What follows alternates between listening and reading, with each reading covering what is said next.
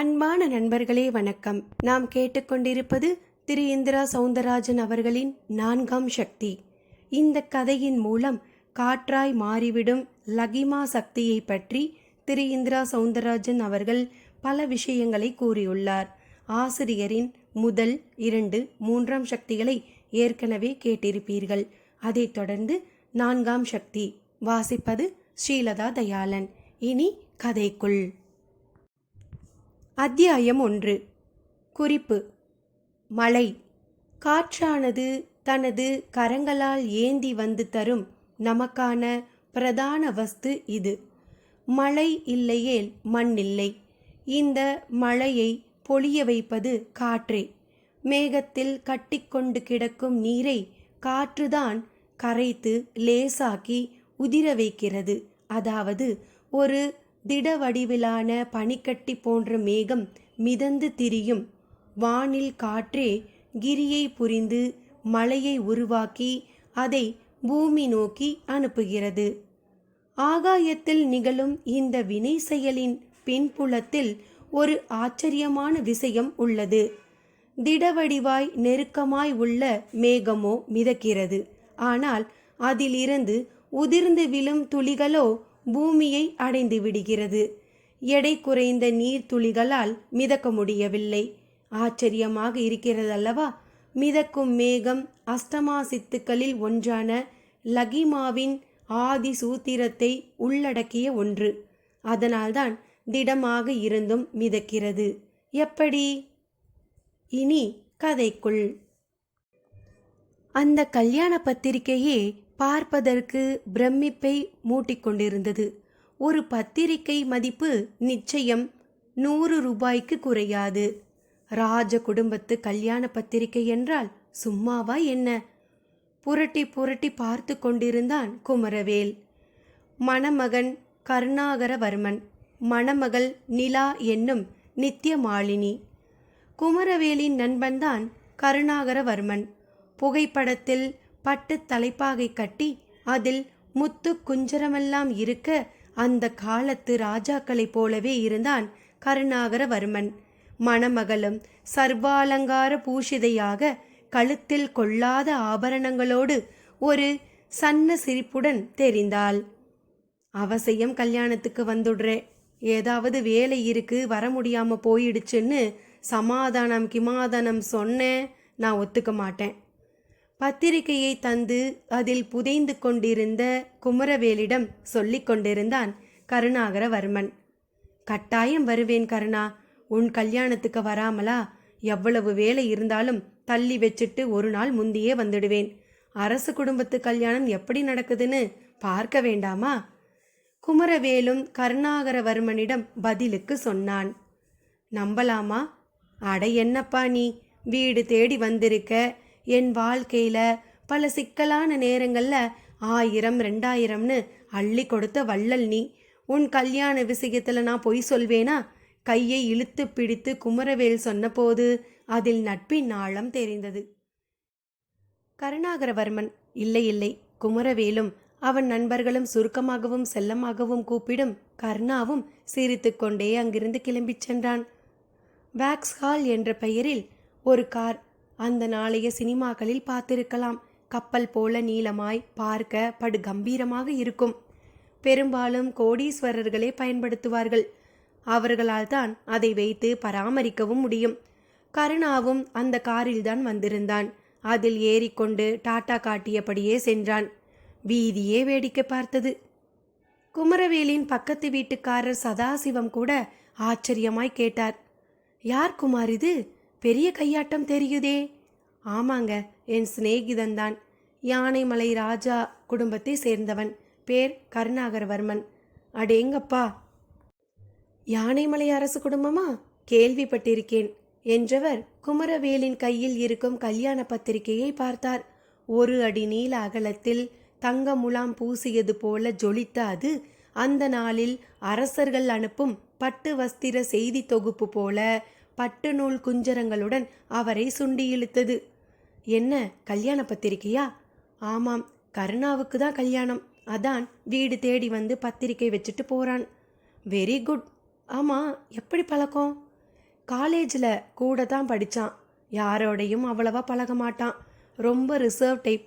ஆனால் என் கூட மட்டும் மனம் விட்டு பழகினான். அப்படியா? அதான் ஆட்களை அனுப்பி பத்திரிக்கை வைக்காம நேர்லேயே வந்துட்டு போறாராக்கும். ஆமாம் சார். கருணா ரொம்ப நல்ல டைப். ரொம்ப நாள் வரை எனக்கு அவன் ஒரு ராஜவம்சத்தை சேர்ந்தவன்கிறதே தெரியாது. காலேஜ் ஃபங்க்ஷன் ஒன்றில் பிரின்சிபால் போட்டு உடைச்சப்பதான் எல்லோருக்கும் தெரியும். ரொம்ப எளிமையான நபர்னு சொல்லு. ரொம்ப. குமரவேல் அழுத்தமான அதற்கு ஒப்புதல் அளித்தான். அப்போது அவன் அம்மா ராஜாத்தியும் கையில் காய்கறி கூடையுடன் அவர்களிடையே வந்தாள். பத்திரிக்கையை பார்த்தாள். நம்ம கருணா வந்து பத்திரிக்கை கொடுத்துட்டு போறாமா. அவன் வந்த நேரம் பார்த்து நீ மார்க்கெட்டுக்கு போயிட்ட. ஏன்பா, கொஞ்சம் இருந்தா வந்திருக்க மாட்டேனா? அப்படியேவா போயிட போறேன்? தலைக்கு மேலே வேலையாம்மா. அப்படியும் அரை மணி நேரம் உட்கார்ந்து இருந்துட்டு தான் போறான். சொல்லியபடியே வீட்டுக்குள் அவளுடன் நுழைந்தான். அவளும் காய்கறி கூடையை ஒரு ஓரமாக வைத்துவிட்டு பத்திரிக்கையை வாங்கி ஒரு பார்வை பார்த்தாள்.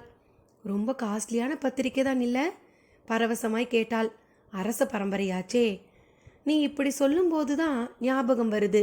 நம்ம பக்கத்து தெரு புவனாவோட மாமா சிவசாமியை தெரியும் தானே? சொல்லுங்க, அவருக்கு என்ன?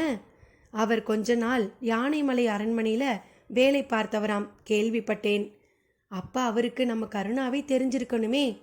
தெரியாம இருக்குமோ? அவரும் கூட கல்யாணத்துக்கு வந்தாலும் வருவார் என்றாள் ராஜாத்தி. யார் வந்தாலும் வராட்டியும் நான் போயே தீரணும்மா.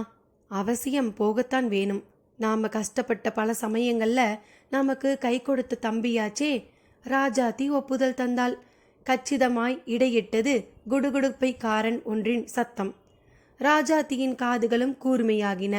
அதை குமரவேலும் கவனித்தான். என்னம்மா, குடுகுடுப்பைக்காரன் வரானாக்கும்? ஆமாம்பா, இன்னைக்கு என்ன சொல்ல போறானோ? அவள் குரலில் கவலை தொனித்தது. அவன் முகத்திலோ கேலி சிரிப்பின் பரவல். ஏமா, எதுக்குதான் கவலைப்படுறதுன்னு இல்லையா? நல்ல அம்மா நீ என்றான். அப்படியெல்லாம் சொல்லாதே. கம்பளத்தார் வாக்கு அந்த காளியோட வாக்கு போல. அம்மா, என்னம்மா நீ?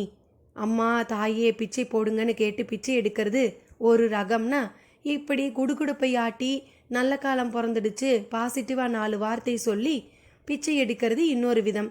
அவ்வளவுதான். இந்த நவீன பிச்சைக்காரங்க பேச்சையெல்லாம் கணக்கில் எடுத்துக்கிட்டு சுத்த பைத்தியக்காரம்மா நீ. தலையில அடித்து கொள்ளாத குறையாக அவளை விட்டு விலகினான். டிவி போட்டான். அதில் கிரிக்கெட் டெஸ்ட் மேட்சின் ஒளிபரப்பு. அவனுக்கும் கிரிக்கெட்டில் மிகுந்த ஈடுபாடு உண்டு. ஒன்றி போக ஆரம்பித்தான். வெளியே தேய்ந்த நிலையில் ஒலித்த குடுகுடுப்பை ஒளி மெல்ல அதிகமாகி அவன் வீட்டு வாசலிலே கேட்க ஆரம்பித்தது. ராஜாத்தியும் ஜன்னல் அருகே வந்து நின்று கொண்டு அவன் சொல்ல போவதை கேட்க ஆரம்பித்தாள். நல்ல காலம் பிறக்குது, நல்ல காலம் பிறக்குது. இந்த குச்சு வீட்டுக்குள்ள ஒரு மச்சு வீடால அச்சம் பிறக்க போகுது. எச்சரிக்கையா இல்லாட்டா ஒரு நச்சரவத்தால இந்த குடும்பம் சிதறி போயிடும். பீடை பிணினும் பாடை தீட்டுனும் பாடாப்பட வேண்டியிருக்கும். ஜக்கம்மா திருவாக்கை அக்கறையா கேட்டு சாந்தி பரிகாரம் செஞ்சா முட்டை வரும் கஷ்டமெல்லாம் எட்டி நின்னே பிரியும். சக்கம்மா சொல்றபடி கேட்டா நல்ல காலம் பிறக்குது, நல்ல காலம் பிறக்குது. குடுகுடுப்பைக்காரன் செய்தி ராஜாத்தியை ஒரு மிரட்டு மிரட்டியது. டிவியில் கவனமாக இருந்த குமரவேலும் அதை கேட்டிருந்தான். வேகமாக எழுந்தவன் விறுவிறுவென்று வாசல் பக்கம் சென்றான். ஏய், என்னையா உளறிக்கிட்டு இருக்க? பசிச்சா சோறு வேணும்னு கேளு. கண்டபடி எதையாவது சொல்லி மிரட்டி பார்க்காதே. போயா முதல்ல, விரட்டினான். அந்த குடுகுடுப்பைக்காரனும் நின்று ஒரு பார்வை பார்த்துவிட்டு கசங்கி போன முகத்துடன் நடந்தான். ராஜாத்தி ஓடி வந்தாள். டேய், ஏண்டா அவனை துரத்துற? அவன் சொன்னதை கேட்டியாடா? எனக்கு பயமா இருக்குடா. ஏதோ சாந்தி பரிகாரம்னு சொன்னானே. இந்தாப்பா நில்லு. ராஜாத்தி கத்தினாள். குமரவேலோ பிடித்து இழுத்தான். போமா உள்ளார. குச்சி வீடு மச்சு வீடுன்னு அவன்தான் உளர்றானா, நீ அதுக்கு மேல புலம்பிக்கிட்டு. இதெல்லாம் பணம் புடுங்க பார்க்குற குறுக்கு வழிங்க, தெரிஞ்சுக்கோ. அவளை இழுத்து கொண்டு உள்ளே போனான். அப்படி இல்லடா கண்ணு. கம்பளத்தாருங்க மந்திர சித்து உள்ளவங்க. ராத்திரியில சுடுகாட்டுல பூஜை செய்து அந்த சக்தியோட வந்து அவங்க வாக்கு சொன்னா அது அப்படியே நடக்குமடா. நீ இளரத்தம், இந்த காலத்து மனுஷன், உனக்கு இதெல்லாம் புரியாது என்று மூக்கை சிந்தினாள் ராஜாத்தி. கன்னத்தில் கை வைத்தபடி சோகமாக அவளை பார்த்தவன் பெருமூச்சோடு நிமிர்ந்தான். ஆமா, நான் தெரியாம தான் கேட்குறேன். கேட்காமலே வீடு வீடா வந்து அது நடக்க போகுது இது நடக்க போகுதுன்னு சொல்றானே, அந்த வீரப்பன் எங்க இருக்கான், பின்லாடன் எங்க இருக்கான்னு ஜக்கம்மா கிட்ட கேட்டு சொல்ல வேண்டியது தானே. அவளுக்கு அவன் கேள்விக்கு பதில் சொல்ல தெரியவில்லை. அவன் எப்பொழுதுமே அப்படித்தான். சாமிக்கு அர்ச்சனை அபிஷேகம் என்று அவள் சாமான்கள் வாங்கி வந்தால் அவைகளை இல்லாதவர்களுக்கு கொடுக்கலாம், அவ்வளவும் வேஸ்ட் ஆக போகிறது என்பான். ராகு காலம் யமகண்டம் இதிலெல்லாம் ராஜாத்திக்கு நம்பிக்கை அதிகம். அவனோ அந்த நேரத்தில்தான் வெளியே கிளம்புவான். நேரத்தில் நல்ல நேரம் கெட்ட நேரம் என்றெல்லாம் கிடையாது என்பான். மொத்தத்தில் குமரவேல் 100% கண்ணால் பார்த்து காதால் கேட்டு தீர விசாரித்து பின் நம்பிக்கைகளை வளர்த்து கொள்ளும் ஒரு இக்கால இளைஞன். ராஜாத்தியோ கவலையில் மூழ்க ஆரம்பித்தாள். அத்தியாயம் 2. குறிப்பு. பறக்க முடிவதால் விலங்குகளில் சிலவற்றை பறவை என்கின்றோம். அது எப்படி பறக்கிறது என்று ஆராய்ந்ததில் பிறந்ததுதான் விமானம். மேலே ஆகாயத்தில் வீசி எறியப்படும் எந்த ஒரு திடப்பொருளும் கீழே விழுந்தாக வேண்டும். அதுதான் புவி ஈர்ப்பு விசை நியதி. நியூட்டனின் தத்துவம் பிறந்ததும் இதில்தான். இந்த விசை தத்துவத்தை பல டன் எடையுள்ள விமானம் மட்டும் எப்படி வெற்றி கொண்டு பறக்கிறது? கீழ் நோக்கி இழுக்கப்படும் புவியீர்ப்பு விசைக்கும் மேலாக மேல் நோக்கி எழும்பும் சக்தி மிகுந்த முயற்சியால் விமானம் பறக்கிறது. அவ்வளவும் ஆகாயத்தில்தான் நடக்கிறது. ஆகாயத்தில் காற்று வெளியில் காற்றை மையமாக கொண்டே நிகழ்கிறது. பறவையும் தன் எடைக்கும் மேலான அளவு விசையை சிறகை அசைத்து உருவாக்க காற்று அது கீழே விழுந்து விடாதபடி தடுப்பதுடன் ஒரு இடத்தில் இருந்து இன்னொரு இடத்திற்கும் அந்த பறவையை நகர்த்தி விடுகிறது. விழுவதும் விழாமல் மேல் எழும்புவதும் முதல் மிதப்பது வரை எல்லாமே காற்றின் கைகளில் உள்ள விஷயம். அந்த காற்றுதான் நமக்குள்ளும் சென்று பிராணனை இயக்குகிறது. இந்த வாயு கீழ் நோக்கிய விசையில் அபானன் என்றும் மேல் நோக்கிய விசையில் உதானன் என்றும் அழைக்கப்படுகிறது. பறப்பதற்கும் மிதப்பதற்கும் கீழ் நோக்கிய விசையால் உருவாகும் அழுத்தம் அதன் காரணமான எடையில் இருந்து விடுபட்டு எடையற்று போக இந்த உதானனே வழிகாட்டுகிறது. லகிமாவின் வசப்பாட்டுக்கு வழிகாட்டுவது உதானனே. இனி கதைக்குள். பூஜை அறையில் நெய் விளக்கேற்றிக் கொண்டிருந்தாள் ராஜாத்தி. குமரவேல் கிரிக்கெட் டெஸ்ட் மேட்சில்தான் கவனமாக இருந்தான். அவன் மனதுக்குள் குடுகுடுப்பைக்காரன் நினைப்பே துப்புரவாக இல்லை. பதிலுக்கு கங்குலியும் டெண்டுல்கரும் நிரம்பியிருந்தனர். பந்துக்களை இருவருமே மாறி மாறி பவுண்டரிகளாக மாற்றிக்கொண்டிருந்தனர். குமரவேலின் மனதுக்குள் குதூகலம் இருந்தது. எப்படி அவனால் இப்படி எந்த கவலையும் இல்லாமல் இருக்க முடிகிறது என்றே ராஜாத்திக்கு புரியவில்லை. விளக்கேற்றிவிட்டு வெளியே வந்தவள் குமரவேலை பார்த்து புலம்ப ஆரம்பித்தாள். நான் மனசு கனத்து போய் கிடக்கிறேன். எப்ப என்ன நடக்குமோ எது நடக்குமோன்னு. நீ என்னடானா கிரிக்கெட்டு பார்த்துட்டு இருக்க. அப்படி என்னதாண்டா இருக்கு அந்த கிரிக்கெட்டில்? புலம்பாதம்மா, எதையும் ரசிச்சுக்க தெரியணும். பாரு பாரு, என்ன ஒரு ஷாட்டு, சூப்பர். மண்ணாங்கட்டி. ஏண்டா தம்பி, உனக்கு கொஞ்சம் கூட மனசுல பயமே இல்லையா? எதுக்குமா பயம்? தொணக்காம போய் வேலையை பாருமா. அவளை கத்தரித்து விட்டு திரும்பவும் டிவியில் ஊன்றினான். ஒரு செகண்ட் தான். பட்டென்று மின்சாரம் கட்டாகி டிவி அமைதியானது. போச்சுடா, எங்கடா இன்னும் எதுவும் ஆகலையேன்னு பார்த்தேன். இந்தியா நொண்டியடிக்கும் போது நாள் பூரா பவர் இருக்கும். அதுவே நல்லா விளையாடும் போது பொறுக்காதே, போயிடும். அவன் அழுத்து கொள்ள வாசலில் நிழலாடியது. யார் என்று பார்த்தான். ராஜாத்தி சற்று முன் குறிப்பிட்டிருந்த புவனா என்பவரின் மாமாதான். சிவசாமி என்பவர்தான் நின்று கொண்டிருந்தார். ராஜாத்தி அவரை பார்த்த நொடி வாயார வரவேற்க தொடங்கினாள். வாங்க வாங்க, இப்பதான் கொஞ்சம் முந்தி உங்களை பத்தி பேசினேன். அப்படியா, என்ன விஷயம்? அவரும் கேள்வியோடு உள்ளே நுழைந்து ஹாலில் இருந்த நாற்காலி ஒன்றில் சௌகரியமாக அமர்ந்து கொண்டார். குமரவேலும் சிரித்தபடியே எதிர்கொண்டான். வாங்க சார். எப்படி இருக்கே குமரவேல்? நல்லா இருக்கேன் சார். இன்னைக்கு டியூட்டிக்கு போகலையா? இல்லை சார், இன்னைக்கு எனக்கு ஆஃப். சண்டே தானே எப்போவுமே வீக்லி ஆஃப்.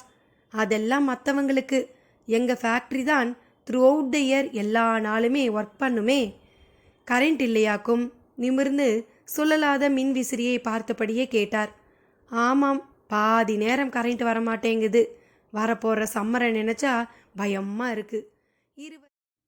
இருவரும் பொதுவாகவே பேசிக்கொண்டிருக்க மலமளவென்று காப்பி கலந்து எடுத்து வந்து சிவசாமியிடம் கொடுத்தாள் ராஜாத்தி. அப்புறம் வீட்டில் எல்லாரும் நல்லா இருக்காங்களா? இருக்காங்கம்மா. இங்கு எல்லாரும் சௌக்கியம்தானே? எங்க காதில் விழக்கூடாததெல்லாம் விழுது. மனசே சரியில்லை. ராஜாத்தி அதுதான் சாக்கு என்று மூக்கை சிந்தினாள். ஏம்மா, கொஞ்சம் சும்மா இருக்க மாட்டியா நீ? அங்கிள் அவங்களுக்கு வேற வேலை என்ன? விடுங்க. ஆமாம், நீங்கள் எங்கே இவ்வளவு தூரம்? கத்திரித்து அவரை தன் பக்கம் திருப்பினான் குமரவேல். நம்ம யானைமலை இளவரசர் உனக்கு ஃப்ரெண்டாப்பா? சிவசாமியும் அவனிடம் வந்த விஷயத்தை ஆரம்பித்தார். ஆமாம், உங்களுக்கு தெரியாதா? எனக்கு தெரியாது. என் வீட்டுக்கு பத்திரிக்கை கொடுக்க வந்தப்ப உன் பேர் எழுதியிருந்த பத்திரிக்கையை பார்த்து நான் தான் கேட்டேன். அவரோட கிளாஸ்மேட்டாமே நீ? ஆமாம் அங்கிள், காலேஜில் 3 வருஷம் ஒரு கிளாஸில் படித்தோம். நீங்கள் கூட யானைமலை அரண்மனையில் வேலை பார்த்தீங்களாமே, அம்மா சொன்னாங்க. ஆமாம் குமரவேல், என்னோட பெரியப்பா விநாயகம் அங்கே கார்வாராக இருந்தார். அவர் சிபாரிசில் எனக்கு அங்கே அக்கௌண்டண்ட்டாக வேலை கிடைச்சிருச்சு.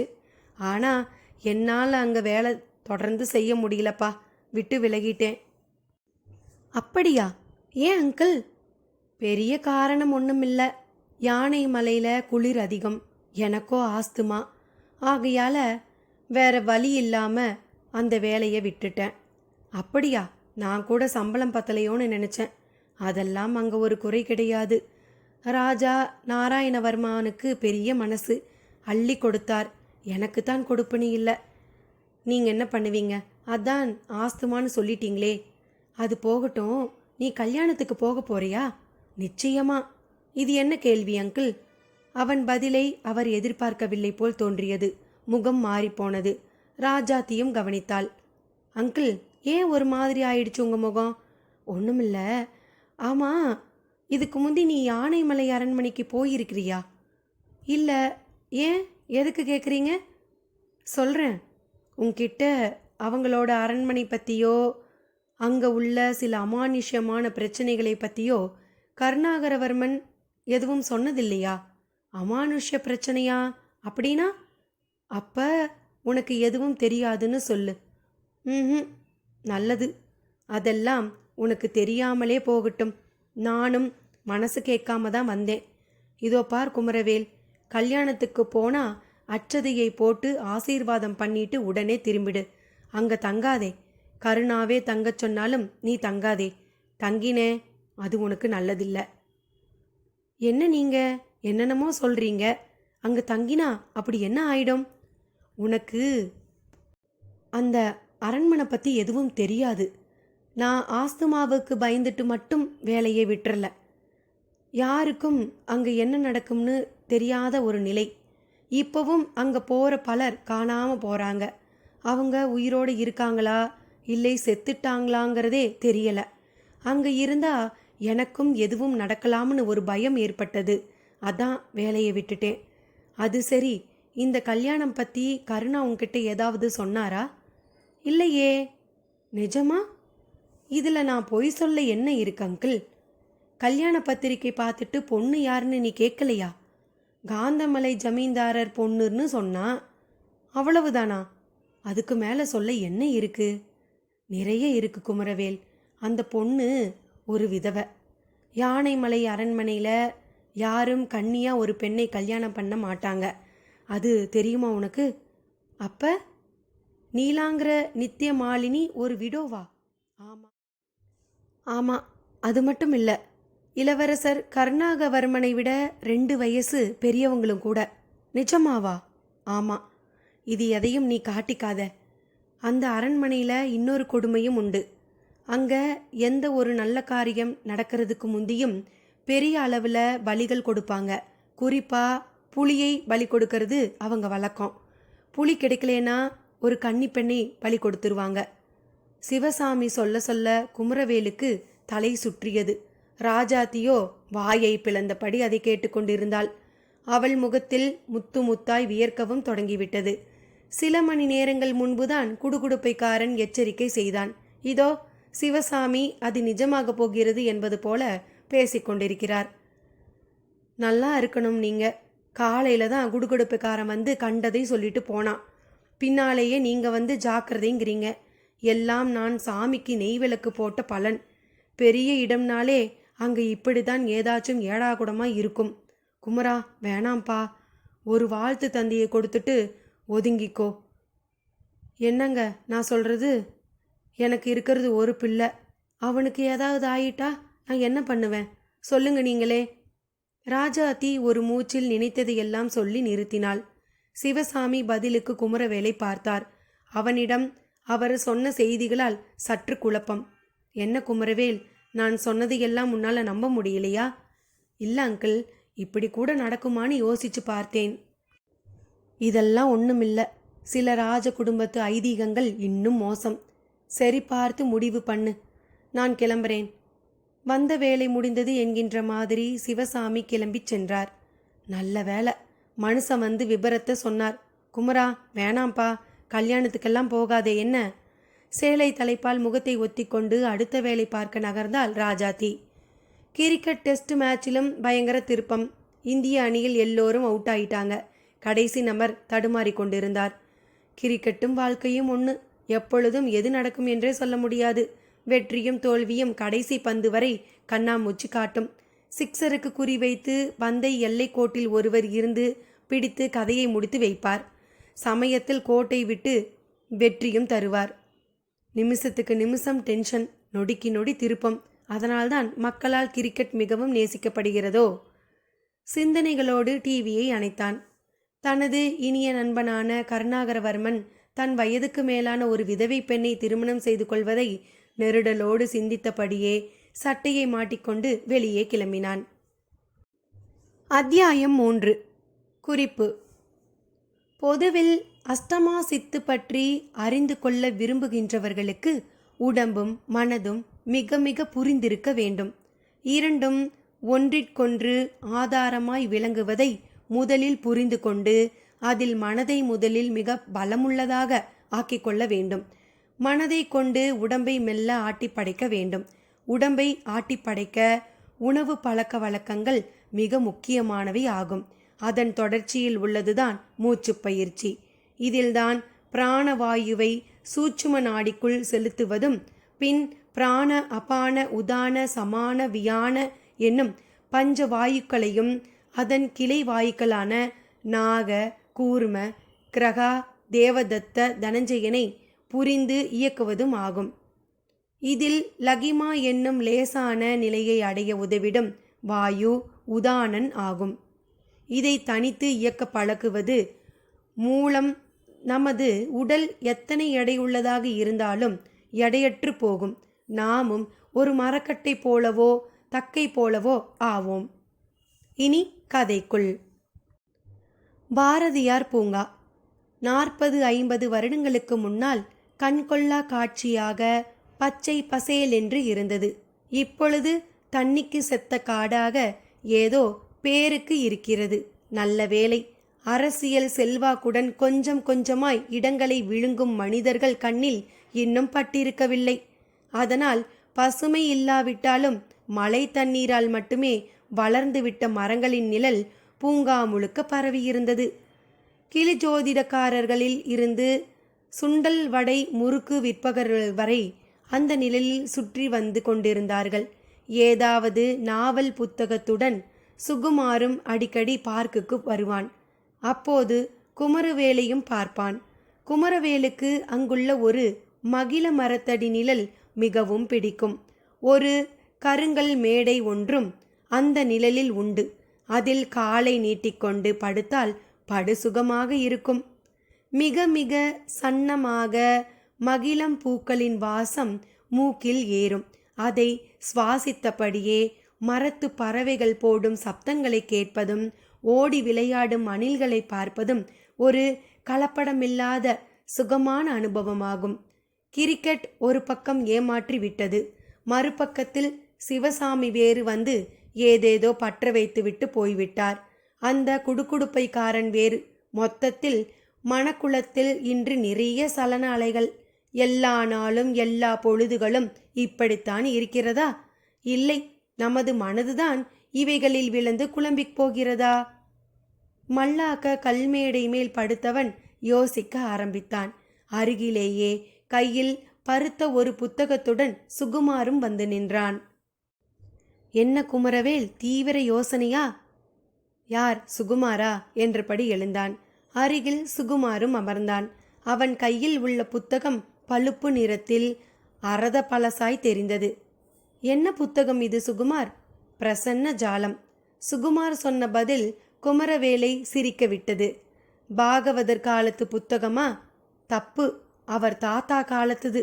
இன்னும் சொல்ல போனா அச்சு எந்திரம் கண்டுபிடிக்கப்பட்ட நிலையில் அச்சடிக்கப்பட்ட முதல் 10 புத்தகங்களுக்குள் ஒன்றுன்னு நினைக்கிறேன். சுகுமார் சொல்ல குமரவேலின் கைகள் அந்த புத்தகத்தை நோக்கி நீண்டது. சுகுமாரும் புத்தகத்தை தந்தான். பார்த்து, பூவை தொடுற மாதிரி தொடு. ஓங்கி ஒரு தட்டு தட்டினா புத்தகம் பொல பொலன்னு கொட்டி போயிடும். அவ்வளவு பழசு. சுகுமார் சொல்ல குமரவேலும் முதல் பக்கத்தை திறந்தான். பிரசன்ன ஜாலம். எழுதியவர் நிமிர்த்தக சக்கரவர்த்தி, ஜோதிட சாம்ராட் ஸ்ரீ ஸ்ரீ ஸ்ரீ ஸ்ரீதர ராகவன். அபித குஜாம்பால் பதிப்பகம், 5வது குறுக்கு தெரு, சாரங்கபாணி கோவில், அக்ரஹாரம், கும்பகோணம் என்று இருந்தது. ஒரு ஓரமாக விலை 8 அணாக்கள் என்றும் இருந்தது. அடுத்த பக்கத்திற்கு சென்றான். ஒரு அறிவிப்பு காத்திருந்தது. இந்த புஸ்தகமானது மகாமுனி காகபுஜண்டர் சொப்பனத்தில் வந்து சொன்னதன் பேரில் அவர் அருளாசியோடு எழுதப்பட்டதாம். இப்பிரபஞ்சத்தில் வாழும் ஜீவராசிகளில் மனிதனே 6ஆம் அறிவு கொண்டவன். அவனே மனம், வாக்கு இவைகளை உடையவனாகவும் இருக்கிறான். இவனை விஞ்சிய பிறப்பு இருப்பதாக தெரியவில்லை. இவனும் கூடதான் வாழ வேண்டிய வாழ்க்கையை அர்த்தத்துடனும் பிறருக்கு பயன்படும்படியாகவும் வாழாமல் மோகியாய் போகியாய் வாழ்கிறான். இதில் சிலரோ வாழ்க்கையை அடக்க முடியாமல் அதை பார்த்து அச்சப்பட்டு ஏன் பிறந்தோம் என்று தெரியவில்லையே என்று மனப்பதற்றம் கொள்கிறார்கள். கலியுகத்தில் மனுஷ வாழ்வானது தர்மமற்று போய் பாவத்தால் ஆக்கிரமிக்கப்படும் என்பது பல மகாமுனிகளின் அனுமானமாகும். ஆயினும் அப்படிப்பட்ட வேளையில் மனுஷ வாழ்க்கையை ரட்சிக்கவும் அவர்கள் ஞான விலாசம் பெற்று முக்தியை அடையவும் வழிகாட்டவும் ஏதுவாக இந்த பிரசன்ன ஜாலம் என்னும் நூல் எழுதப்பட்டு உள்ளது.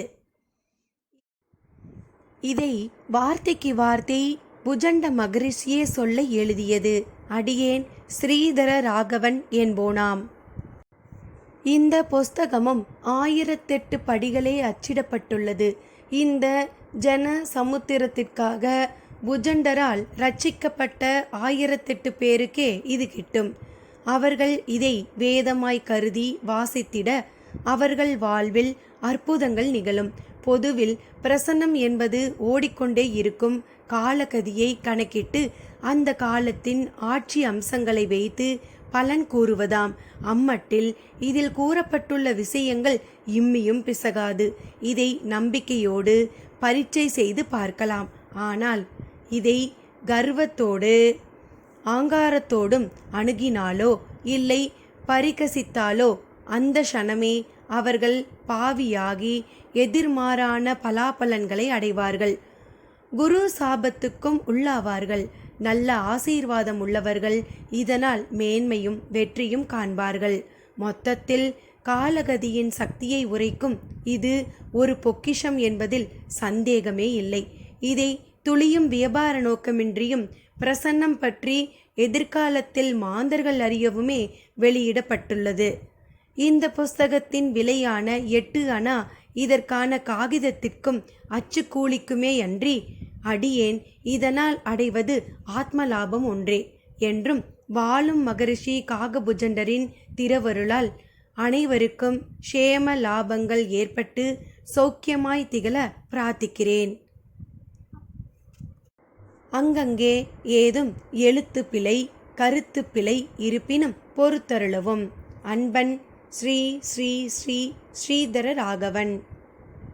முதற்பக்க அறிவிப்பு செய்தியை வாசித்த குமரவேல் புருவத்தில் வளைசல் விழ சுகுமாரை பார்த்தான். என்ன குமரவேல், படிக்கவே கஷ்டமாயிருக்கா?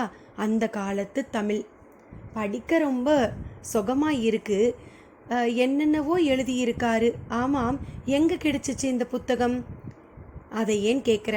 நான் ஒரு பாலகுமாரன் நாவலோட தான் படிக்க வந்தேன். யாருன்னு தெரியல. ஒரு வயசானவர், பார்க்க பிச்சைக்காரன் மாதிரி இருந்தார். வயசும் நிச்சயம் 90-95 இருக்கும். படிச்சுக்கிட்டு இருந்த என்கிட்ட வந்து, தம்பி பசிக்குதுன்னாரு. நானும் பரிதாபப்பட்டு 1 ரூபாயை கொடுத்தேன். காசு வேண்டாம், சாப்பாடு வாங்கி கொடுன்னாரு. இதென்னடா வில்லங்கம்மா போச்சேன்னு தான் முதல்ல நினைச்சேன். தம்பி, நான் எல்லார்கிட்டையும் போய் எதையும் கேட்க மாட்டேன், உன்கிட்ட தான் கேட்குறேன். உனக்கும் எனக்கும் ஒரு கணக்கு பாக்கி இருக்குது, அது இதுன்னு என்னென்னவோ சொன்னார்.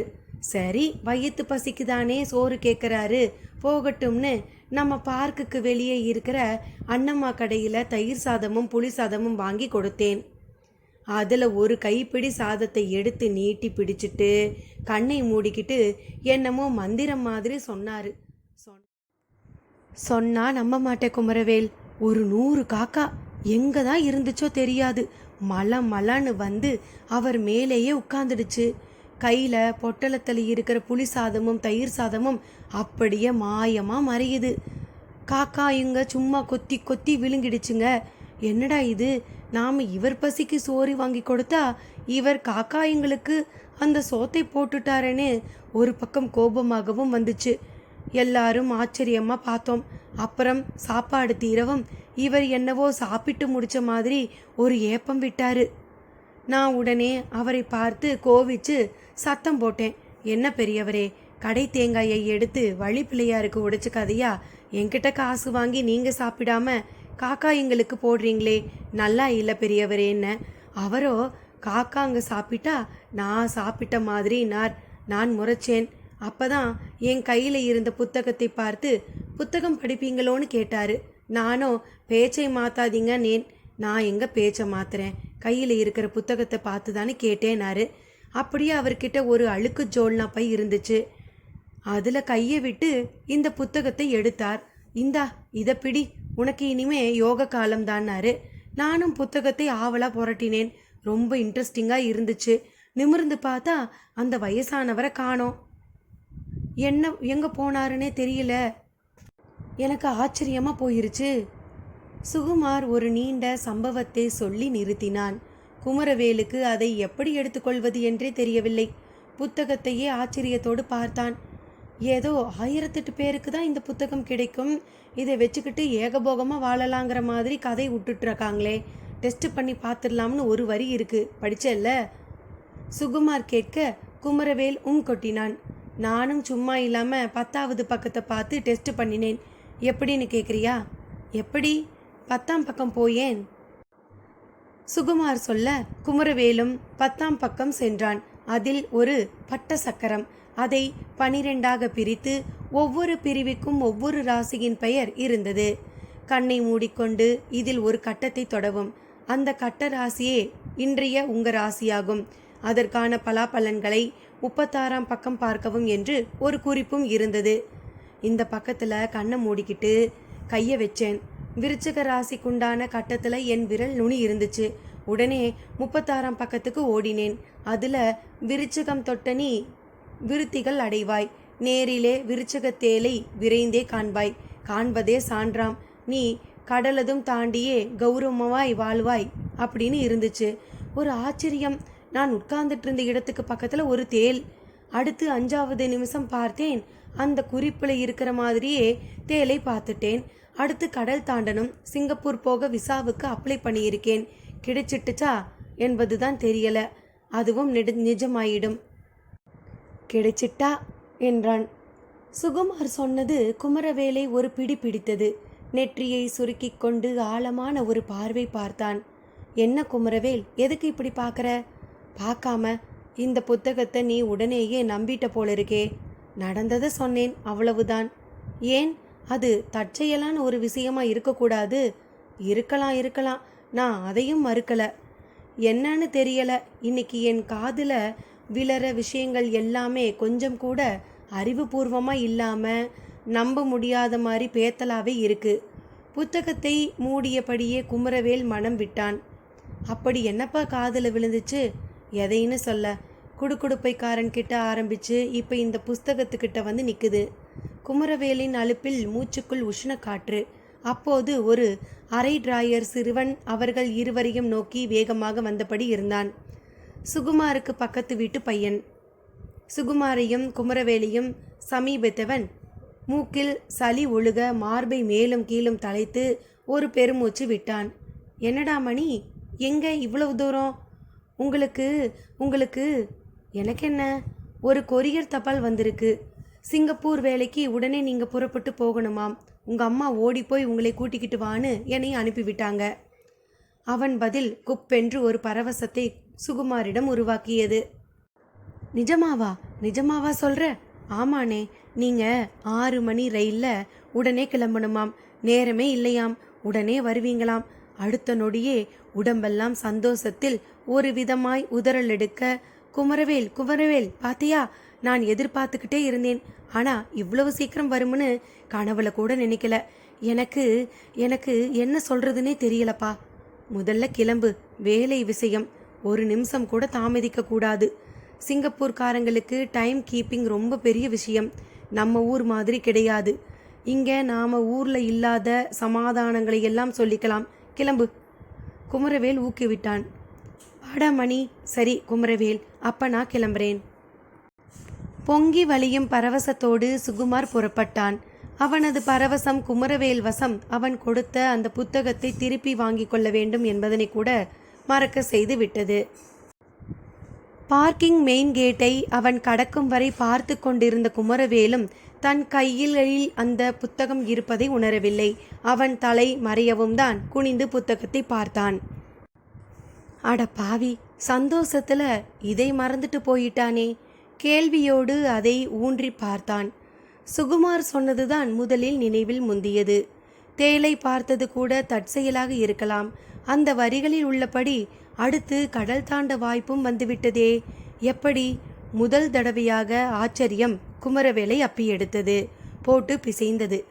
ஒருவேளை இந்த புத்தகம் ஒரு அபூர்வமான ஒன்றுதானோ? இதில் உள்ளவையும் அந்த ஸ்ரீதர ராகவன் எழுதியிருப்பது போல சத்தியமோ? மனதில் எழும்பிய கேள்வியோடு புத்தகத்தை புரட்டினான். அவனைப் போலவே நாமும் பரீட்சை செய்து பார்த்தால் என்ன? ஆசை துடுப்பு போட்டது. காசா பணமா பார்த்து விடுவோமே. அந்த பிரசன்ன சக்கர பக்கத்தை திறந்தான். 12 கட்டங்களும் ராசிகளும் கண் சிமிட்டியது. இது நாள் வரை இந்த மாதிரி விஷயங்களில் துளி கூட கவனமே செலுத்தியதில்லை. அந்த தயக்கம் அவனுக்குள் குமரவேல் நீயுமா என்று ஒரு கேலியான குரல் கொடுத்து கொண்டிருந்தது.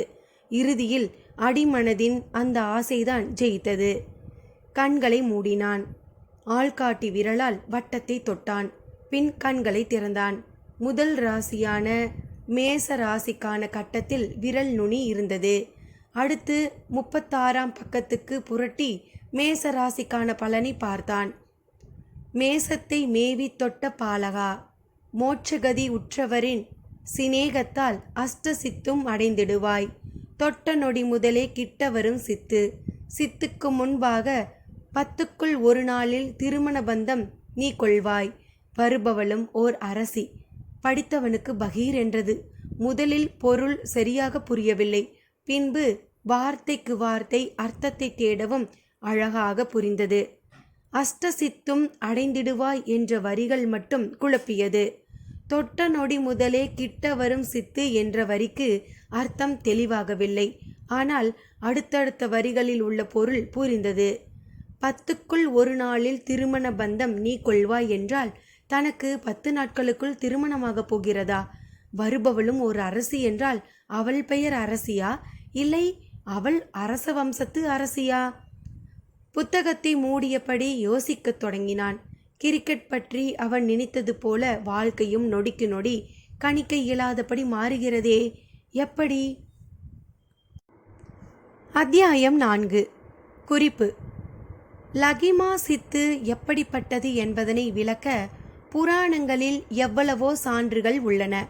அதில் ஒன்று நாயன்மார்களில் ஒருவரான அப்பரின் வாழ்வில் நிகழ்ந்த ஒரு சம்பவமாகும்.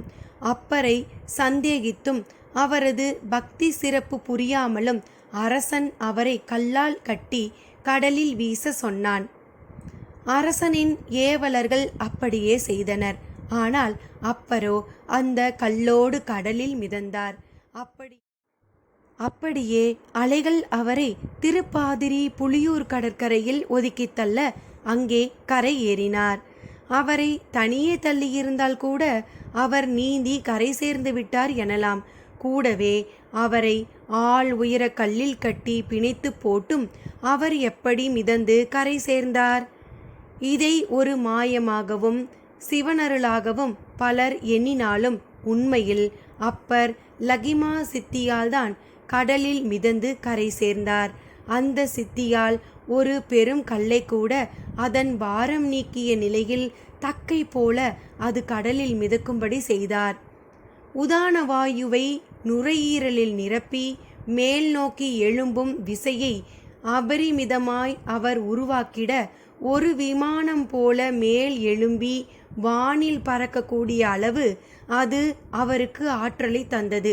அதே சமயம் அவரை பிணைத்திருக்கும் கல்லையும் அது விசையுடன் மேலே உந்தி தள்ளியது.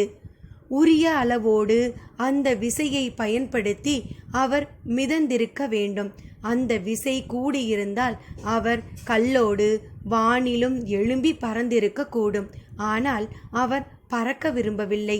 இன்றைய விமானங்கள் என்ஜின் போன்ற கருவியால் காற்றை கொண்டு புரியும் செயல்பாட்டிற்கும் அப்பரின் அன்றைய அந்த செயல் ஒரு முன்னோட்டமே ஆகும்.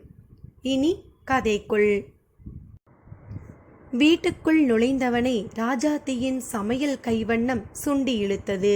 அநேகமாய் அது முருங்கைக்காய் சாம்பாராகத்தான் இருக்க வேண்டும். வாசம் கமகமத்தது. முதலில் வாசனையை அனுபவித்து பின் அதனால் வயிற்றில் அமிலம் சுரந்து பசிக்க ஆரம்பித்தது. அதன் பின் நல்ல பசியோடு வயனமாக உட்கார்ந்து ருசித்து சாப்பிடுவதைப் போல ஒரு அற்புதமான விஷயம் இந்த உலகத்தில் இருக்கிறதா என்ன? உள்ளே நுழைந்தவனை ராஜாத்தியும் பார்த்தாள். கையில் இருந்த புத்தகமும் அவள் கண்ணில் பட்டது. எங்கேடா போன? லைப்ரரிக்கா? இல்லம்மா, பார்க்கு வரை போனேன். ஆமா, முருங்கைக்காய் சாம்பாரா? ஆமாம், உனக்கும் லீவு, இன்னைக்கு வீட்டில் இருக்க, அதான் சாம்பார் வச்சேன். அப்படியே பீர்க்கைக்காயை பாலில் சேர்த்து கூட்டும் பண்ணியிருக்கேன். சாப்பிட்றியா? முதல்ல போடுமா. சாம்பார் வாசம் வயிற்றுக்குள்ளே பூந்து வேலையை காட்ட ஆரம்பிச்சிடுச்சு. ஆமாம், அது என்ன புத்தகம்? இதுவா? கேட்டா சிரிப்ப. ஒரு வித்தியாசமான புத்தகம் இது. என்ன, ஏதாச்சும் பழைய நாவலா? இல்லம்மா, நான் அப்புறமா சொல்கிறேன். முதல்ல சாப்பாடு போடு. புத்தகத்தை அப்படியே அருகில் உள்ள ஷெல்ஃபில் வைத்துவிட்டு கொல்லைப்புறம் கை கழுவ சென்றான்.